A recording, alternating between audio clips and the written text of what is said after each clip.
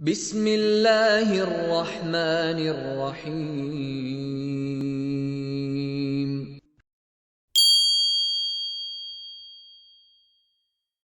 شروع اللہ کے نام سے جو رحمان و رحیم ہے۔ تعریف اللہ کے لیے ہے جس نے اپنے بندے پر یہ کتاب نازل کی اور اس میں کوئی ٹیڑھ نہ رکھی، ٹھیک ٹھیک سیدھی بات کہنے والی کتاب، تاکہ وہ لوگوں کو خدا کے سخت عذاب سے خبردار کر دے اور ایمان لا کر نیک عمل کرنے والوں کو خوشخبری دے دے کہ ان کے لیے اچھا اجر ہے جس میں وہ ہمیشہ رہیں گے، اور ان لوگوں کو ڈرا دے جو کہتے ہیں کہ اللہ نے کسی کو بیٹا بنایا ہے۔ اس بات کا نہ انہیں کوئی علم ہے اور نہ ان کے باپ دادا کو تھا۔ بڑی بات ہے جو ان کے منہ سے نکلتی ہے، وہ محض جھوٹ بکتے ہیں۔ اچھا تو اے محمد، شاید تم ان کے پیچھے غم کے مارے اپنی جان کھو دینے والے ہو اگر یہ اس تعلیم پر ایمان نہ لائے۔ واقعہ یہ ہے کہ یہ جو کچھ سر و سامان بھی زمین پر ہے، اس کو ہم نے زمین کی زینت بنایا ہے تاکہ ان لوگوں کو آزمائیں ان میں کون بہتر عمل کرنے والا ہے۔ آخر کار اس سب کو ہم ایک چٹیل میدان بنا دینے والے ہیں۔ کیا تم سمجھتے ہو کہ غار اور کتبے والے ہماری کوئی بڑی عجیب نشانیوں میں سے تھے؟ جب وہ چند نوجوان غار میں پناہ گزین ہوئے اور انہوں نے کہا کہ اے پروردگار، ہم کو اپنی رحمت خاص سے نواز اور ہمارا معاملہ درست کر دے، تو ہم نے انہیں اسی غار میں تھپک کر سال ہا سال کے لیے گہری نیند سلا دیا۔ پھر ہم نے انہیں اٹھایا تاکہ دیکھیں ان کے دو گروہوں میں سے کون اپنی مدت قیام کا ٹھیک شمار کرتا ہے۔ ہم ان کا اصل قصہ تمہیں سناتے ہیں۔ وہ چند نوجوان تھے جو اپنے رب پر ایمان لے آئے تھے اور ہم نے ان کو ہدایت میں ترقی بخشی تھی۔ ہم نے ان کے دل اس وقت مضبوط کر دیے جب وہ اٹھے اور انہوں نے اعلان کر دیا کہ ہمارا رب تو بس وہی ہے جو آسمانوں اور زمین کا رب ہے، ہم اسے چھوڑ کر کسی دوسرے معبود کو نہ پکاریں گے، اگر ہم ایسا کریں تو بالکل بے جا بات کریں گے۔ پھر انہوں نے آپس میں ایک دوسرے سے کہا، یہ ہماری قوم تو رب کائنات کو چھوڑ کر دوسرے خدا بنا بیٹھی ہے، یہ لوگ ان کے معبود ہونے پر کوئی واضح دلیل کیوں نہیں لاتے؟ آخر اس شخص سے بڑا ظالم اور کون ہو سکتا ہے جو اللہ پر جھوٹ باندھے؟ اب جب کہ تم ان سے اور ان کے معبودان غیر اللہ سے بے تعلق ہو چکے ہو، تو چلو اب فلاں غار میں چل کر پناہ لو، تمہارا رب تم پر اپنی رحمت کا دامن وسیع کرے گا اور تمہارے کام کے لیے سر و سامان مہیا کر دے گا۔ تم انہیں غار میں دیکھتے تو تمہیں یوں نظر آتا کہ سورج جب نکلتا ہے تو ان کے غار کو چھوڑ کر دائیں جانب چڑھ جاتا ہے، اور جب غروب ہوتا ہے تو ان سے بچ کر بائیں جانب اتر جاتا ہے، اور وہ ہیں کہ غار کے اندر ایک وسیع جگہ میں پڑے ہیں۔ یہ اللہ کی نشانیوں میں سے ایک ہے، جس کو اللہ ہدایت دے وہی ہدایت پانے والا ہے، اور جسے اللہ بھٹکا دے اس کے لیے تم کوئی ولی مرشد نہیں پا سکتے۔ اگر یہ سمجھتے کہ وہ جاگ رہے ہیں حالانکہ وہ سو رہے تھے، ہم انہیں دائیں بائیں کروٹ دلواتے رہتے تھے، اور ان کا کتا غار کے کنارے پر ہاتھ پھیلائے بیٹھا تھا۔ اگر تم کہیں جھانک کر انہیں دیکھتے تو الٹے پاؤں بھاگ کھڑے ہوتے اور تم پر ان کے نظارے سے دہشت بیٹھ جاتی۔ اور اسی عجیب کرشمے سے ہم نے انہیں اٹھا بٹھایا تاکہ ذرا آپس میں پوچھ گچھ کریں۔ ان میں سے ایک نے پوچھا، کہو کتنی دیر اس حال میں رہے؟ دوسروں نے کہا، شاید دن بھر یا اس سے کچھ کم رہے ہوں گے۔ پھر وہ بولے، اللہ ہی بہتر جانتا ہے کہ ہمارا کتنا وقت اس حالت میں گزرا۔ چلو اب اپنے میں سے کسی کو چاندی کا یہ سکہ دے کر شہر بھیجیں اور وہ دیکھے کہ سب سے اچھا کھانا کہاں ملتا ہے، وہاں سے وہ کچھ کھانے کے لیے لائے، اور چاہیے کہ ذرا ہوشیاری سے کام کرے، ایسا نہ ہو کہ وہ کسی کو ہمارے یہاں ہونے سے خبردار کر بیٹھے۔ اگر کہیں ان لوگوں کا ہاتھ ہم پر پڑ گیا تو بس سنگسار ہی کر ڈالیں گے، یا پھر زبردستی ہمیں اپنی ملت میں واپس لے جائیں گے، اور ایسا ہوا تو ہم کبھی فلاح نہ پا سکیں گے۔ اس طرح ہم نے اہل شہر کو ان کے حال پر مطلع کیا تاکہ لوگ جان لیں کہ اللہ کا وعدہ سچا ہے، اور یہ کہ قیامت کی گھڑی بے شک آ کر رہے گی۔ مگر ذرا خیال کرو کہ جب سوچنے کی اصل بات یہ تھی، اس وقت وہ آپس میں اس بات پر جھگڑ رہے تھے کہ ان اصحاب کہف کے ساتھ کیا کیا جائے۔ کچھ لوگوں نے کہا ان پر ایک دیوار چن دو، ان کا رب ہی ان کے معاملے کو بہتر جانتا ہے۔ مگر جو لوگ ان کے معاملات پر غالب تھے انہوں نے کہا ہم تو ان پر ایک عبادت گاہ بنائیں گے۔ کچھ لوگ کہیں گے کہ وہ 3 تھے اور چوتھا ان کا کتا تھا، اور کچھ دوسرے کہہ دیں گے کہ 5 تھے اور چھٹا ان کا کتا تھا۔ یہ سب بے تکی ہانکتے ہیں۔ کچھ اور لوگ کہتے ہیں کہ 7 تھے اور 8واں ان کا کتا تھا۔ کہو میرا رب ہی بہتر جانتا ہے کہ وہ کتنے تھے۔ کم ہی لوگ ان کی صحیح تعداد جانتے ہیں، پس تم سرسری بات سے بڑھ کر ان کی تعداد کے معاملے میں لوگوں سے بحث نہ کرو، اور نہ ان کے متعلق کسی سے کچھ پوچھو۔ اور دیکھو کسی چیز کے بارے میں کبھی یہ نہ کہا کرو کہ میں کل یہ کام کر دوں گا، تم کچھ نہیں کر سکتے الا یہ کہ اللہ چاہے۔ اگر بھولے سے ایسی بات زبان سے نکل جائے تو فوراً اپنے رب کو یاد کرو اور کہو امید ہے کہ میرا رب اس معاملے میں رشد سے قریب تر بات کی طرف میری رہنمائی فرما دے گا۔ اور وہ اپنے غار میں 300 سال رہے، اور کچھ لوگ مدت کے شمار میں 9 سال اور بڑھ گئے ہیں۔ تم کہو اللہ ان کے قیام کی مدت زیادہ جانتا ہے۔ آسمانوں اور زمین کے سب پوشیدہ احوال اسی کو معلوم ہیں۔ کیا خوب ہے وہ دیکھنے والا اور سننے والا۔ زمین و آسمان کی مخلوقات کا کوئی خبرگیر اس کے سوا نہیں، اور وہ اپنی حکومت میں کسی کو شریک نہیں کرتا۔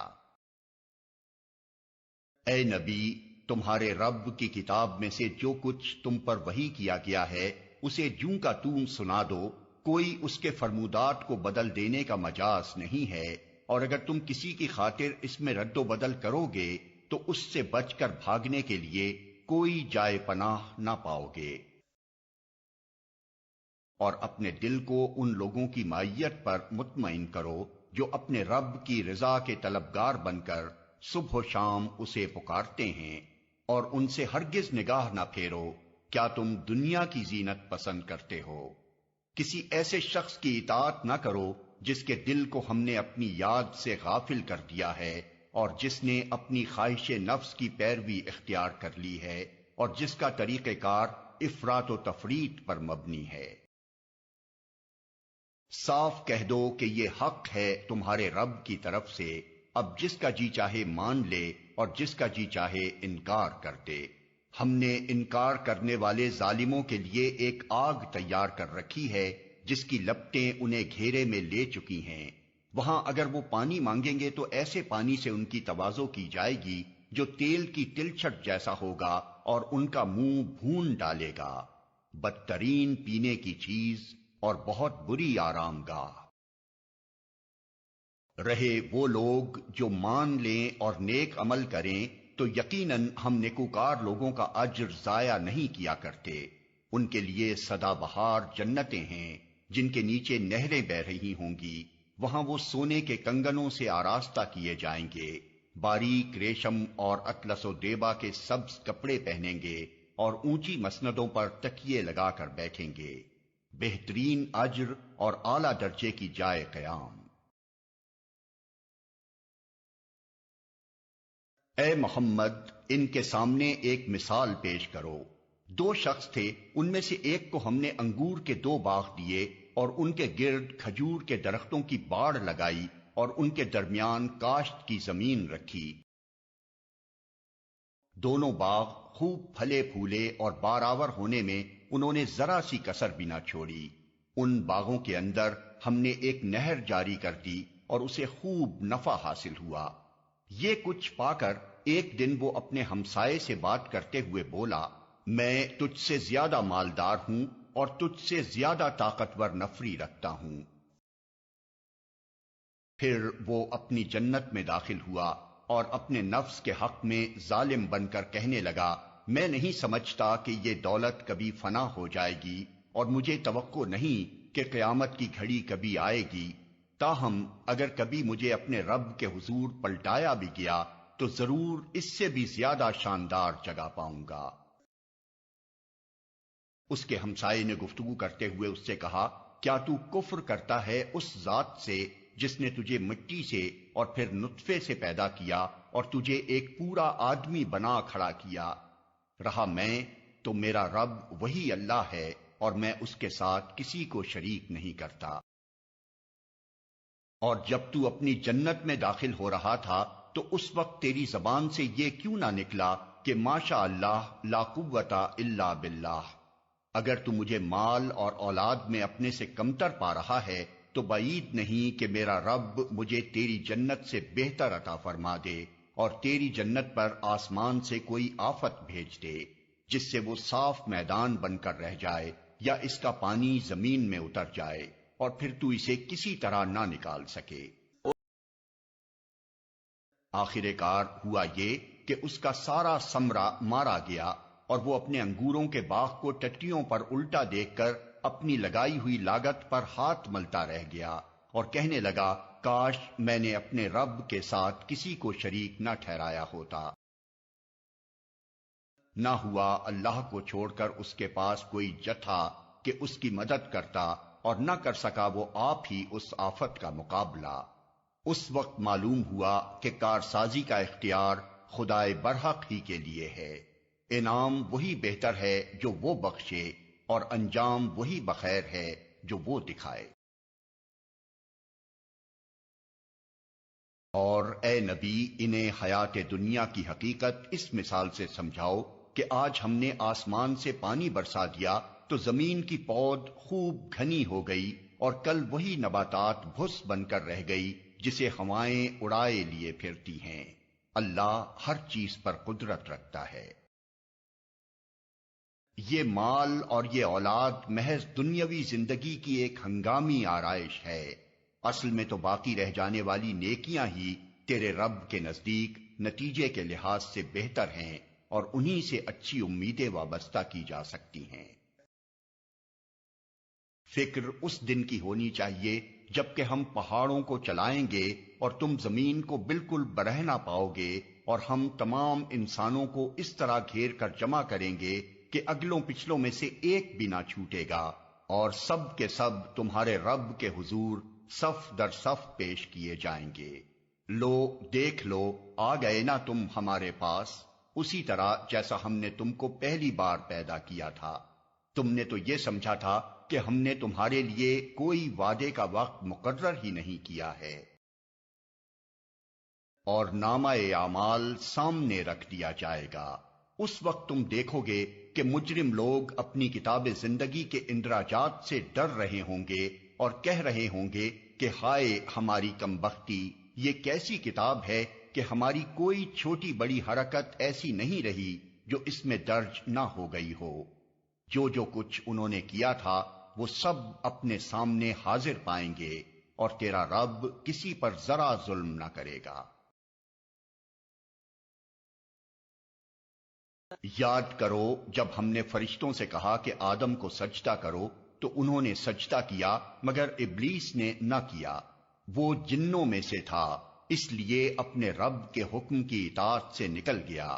اب کیا تم مجھے چھوڑ کر اس کو اور اس کی ذریت کو اپنا سرپرست بناتے ہو، حالانکہ وہ تمہارے دشمن ہیں؟ بڑا ہی برا بدل ہے جسے ظالم لوگ اختیار کر رہے ہیں۔ میں نے آسمان و زمین پیدا کرتے وقت ان کو نہیں بلایا تھا اور نہ خود ان کی اپنی تخلیق میں انہیں شریک کیا تھا۔ میرا یہ کام نہیں ہے کہ گمراہ کرنے والوں کو اپنا مددگار بنایا کروں۔ پھر کیا کریں گے یہ لوگ اس روز جبکہ ان کا رب ان سے کہے گا کہ پکارو اب ان ہستیوں کو جنہیں تم میرا شریک سمجھ بیٹھے تھے، یہ ان کو پکاریں گے مگر وہ ان کی مدد کو نہ آئیں گے، اور ہم ان کے درمیان ایک ہی ہلاکت کا گڑھا مشترک کر دیں گے۔ سارے مجرم اس روز آگ دیکھیں گے اور سمجھ لیں گے کہ اب انہیں اس میں گرنا ہے، اور وہ اس سے بچنے کے لیے کوئی جائے پناہ نہ پائیں گے۔ ہم نے اس قرآن میں لوگوں کو طرح طرح سے سمجھایا، مگر انسان بڑا ہی جھگڑالو واقع ہوا ہے۔ ان کے سامنے جب ہدایت آئی تو اسے ماننے اور اپنے رب کے حضور معافی چاہنے سے آخر ان کو کس چیز نے روک دیا؟ اس کے سوا اور کچھ نہیں کہ وہ منتظر ہیں کہ ان کے ساتھ بھی وہی کچھ ہو جو پچھلی قوموں کے ساتھ ہو چکا ہے، یا یہ کہ وہ عذاب کو سامنے آتے دیکھ لیں۔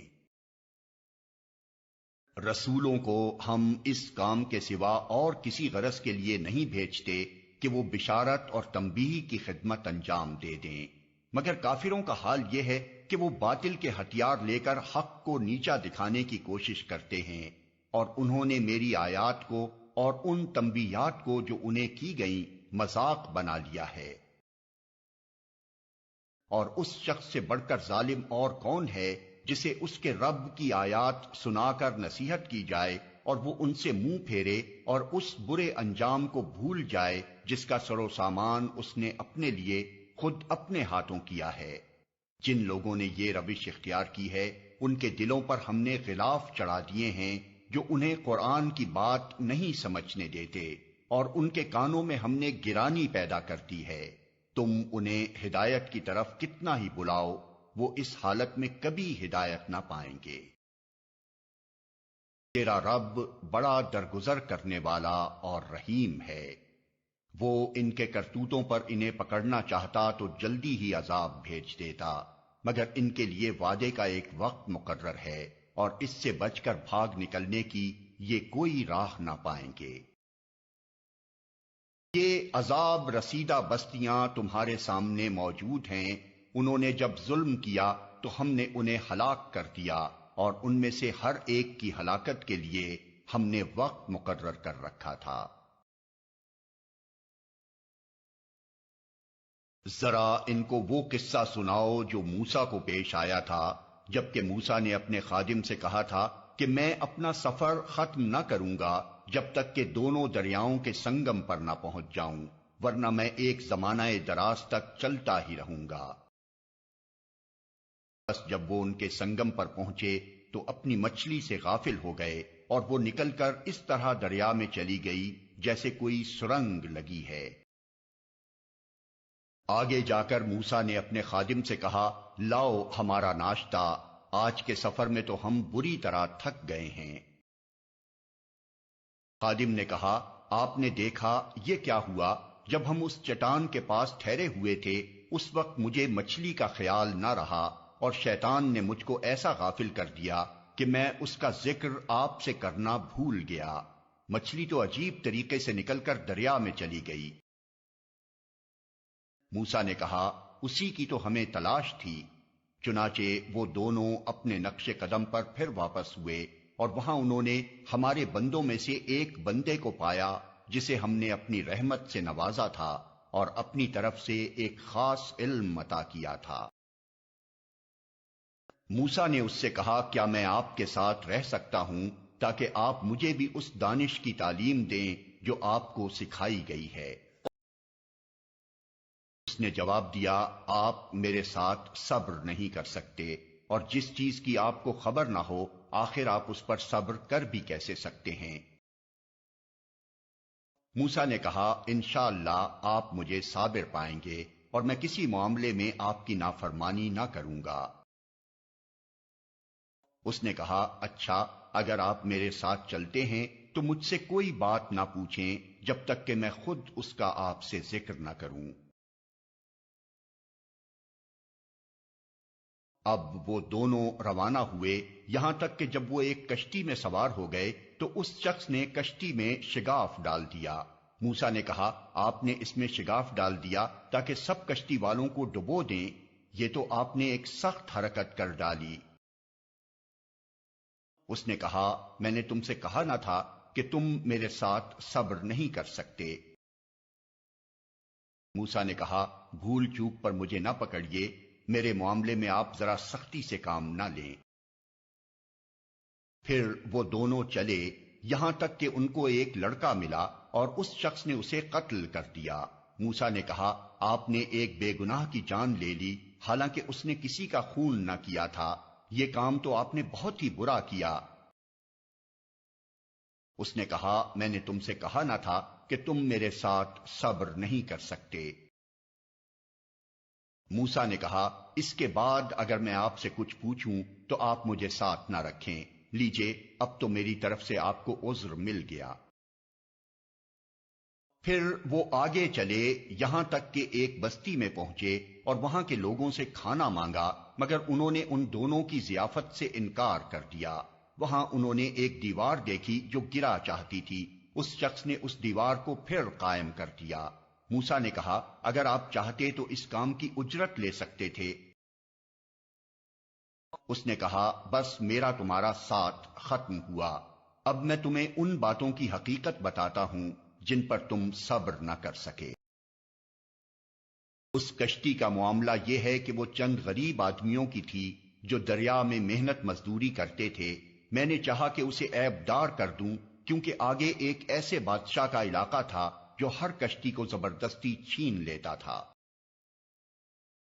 رہا وہ لڑکا تو اس کے والدین مومن تھے، ہمیں اندیشہ ہوا کہ یہ لڑکا اپنی سرکشی اور کفر سے ان کو تنگ کرے گا، اس لیے ہم نے چاہا کہ ان کا رب اس کے بدلے ان کو ایسی اولاد دے جو اخلاق میں بھی اس سے بہتر ہو اور جس سے صلہ رحمی بھی زیادہ متوقع ہو۔ اور اس دیوار کا معاملہ یہ ہے کہ یہ دو یتیم لڑکوں کی ہے جو اس شہر میں رہتے ہیں۔ اس دیوار کے نیچے ان بچوں کے لیے ایک خزانہ مدفون ہے اور ان کا باپ ایک نیک آدمی تھا، اس لیے تمہارے رب نے چاہا کہ یہ دونوں بچے بالغ ہوں اور اپنا خزانہ نکال لیں۔ یہ تمہارے رب کی رحمت کی بنا پر کیا گیا ہے، میں نے کچھ اپنے اختیار سے نہیں کر دیا ہے۔ یہ ہے حقیقت ان باتوں کی جن پر تم صبر نہ کر سکے۔ اور اے محمد یہ لوگ تم سے ذوالقرنین کے بارے میں پوچھتے ہیں، ان سے کہو میں اس کا کچھ حال تم کو سناتا ہوں۔ ہم نے اس کو زمین میں اقتدار عطا کر رکھا تھا اور اسے ہر قسم کے اسباب و وسائل بخشے تھے۔ اس نے پہلے مغرب کی طرف ایک مہم کا سر و سامان کیا، حتیٰ کہ جب وہ غروب آفتاب کی حد تک پہنچ گیا تو اس نے سورج کو ایک کالے پانی میں ڈوبتے دیکھا اور وہاں اسے ایک قوم ملی۔ ہم نے کہا اے ذوالقرنین تجھے یہ مقدرت بھی حاصل ہے کہ ان کو تکلیف پہنچائے اور یہ بھی کہ ان کے ساتھ نیک رویہ اختیار کرے۔ اس نے کہا جو ان میں سے ظلم کرے گا ہم اس کو سزا دیں گے، پھر وہ اپنے رب کی طرف پلٹایا جائے گا اور وہ اسے اور زیادہ سخت عذاب دے گا، اور جو ان میں سے ایمان لائے گا اور نیک عمل کرے گا اس کے لیے اچھی جزا ہے اور ہم اس کو نرم احکام دیں گے۔ پھر اس نے ایک دوسری مہم کی تیاری کی یہاں تک کہ طلوع آفتاب کی حد تک جا پہنچا۔